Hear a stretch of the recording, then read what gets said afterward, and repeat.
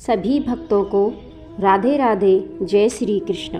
भक्तों, आज हम कार्तिक महात्म के अध्याय 29 का श्रवण करेंगे, जिसमें विभिन्न नदियों की उत्पत्ति का वर्णन किया गया है। राजा पृथु ने कहा, हे नारद जी, आपसे कलह ने जिस प्रकार मुक्ति पाई, यह सारी कथा हमको सुनाई है। मैंने भली प्रकार सुनी है। हे देवर्षि, यह काम उन दो नदियों के प्रभाव से हुआ था। कृपा करके मुझे यह बताने की कृपा कीजिए। कृष्णा नदी साक्षात भगवान श्री कृष्णचंद्र जी महाराज का शरीर और वेणी नामक नदी भगवान शंकर का शरीर है। इन दोनों नदियों के संगम का महात्म्य श्री ब्रह्मा जी भी वर्णन करने में असमर्थ है।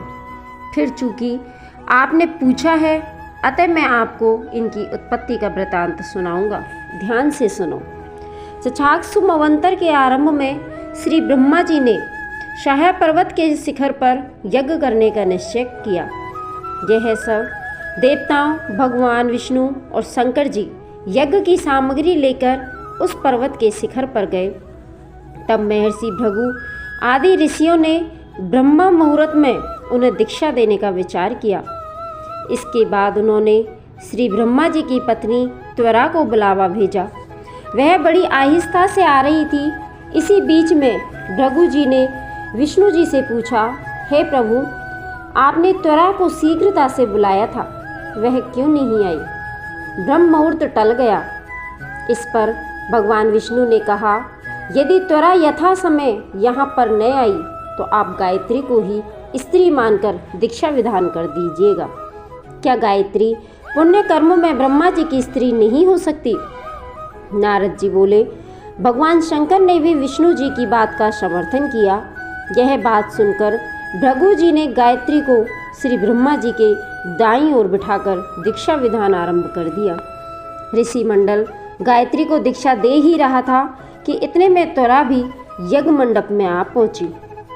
श्री ब्रह्मा जी के पास में गायत्री को देखकर ईर्ष्या से क्रोधित होकर त्वरा ने कहा, जहाँ अपूज्यों की पूजा होती है और पूज्य की प्रतिष्ठा होती है, वहाँ पर दुर्भिक्ष, मृत्यु तथा भय तीनों अश्वमेघ हुआ करते हैं।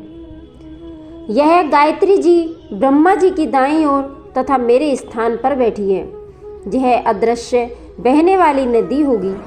आप लोगों ने अविचार से इसे जो मेरे स्थान पर बैठाया है, अतः आप भी सबके सब जड़ रूप नदियाँ होंगे। नारद जी ने राजा पृथु से कहा, हे राजन, इस तरह त्वरा के शाप को सुनकर गायत्री मारे क्रोध के आग बबूला होकर अपने होठ काटने लगी। देवताओं के मना करने पर भी उसने उठकर त्वरा को शाप दे डाला। गायत्री ने कहा, ब्रह्मा जी, जैसे तुम्हारे पति हैं वैसे ही मेरे भी पति हैं। तुमने व्यर्थ ही शाप दिया है, अतः तुम भी नदी हो जाओ। नारद जी ने कहा, तब तो देवताओं में भी खलबली सी मच गई। वह त्वरा को दंडवत करके कहने लगे, हे देवी, तूने जो ब्रह्मा आदि सभी देवताओं को शाप दिया है, इससे यदि हम सब जड़ रूप नदियाँ हो जाएंगे तो फिर निश्चय ही यह तीनों लोग नष्ट हो जाएंगे। क्योंकि यह शाप तुमने बिना विचारे दिया, अतः तुम इसे वापस ले लो।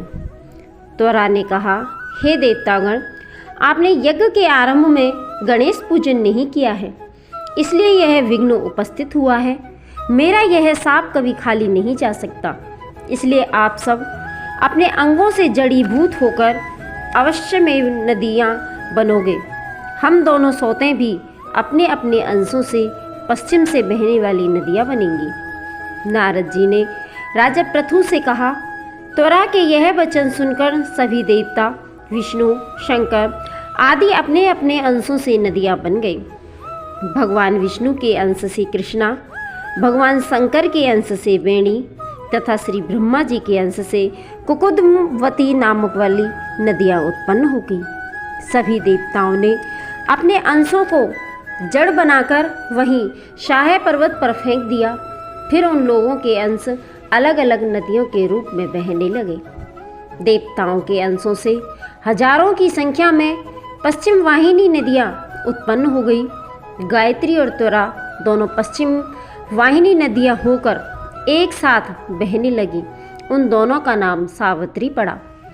श्री ब्रह्मा जी ने यज्ञ स्थल पर भगवान विष्णु और शंकर जी की स्थापना की।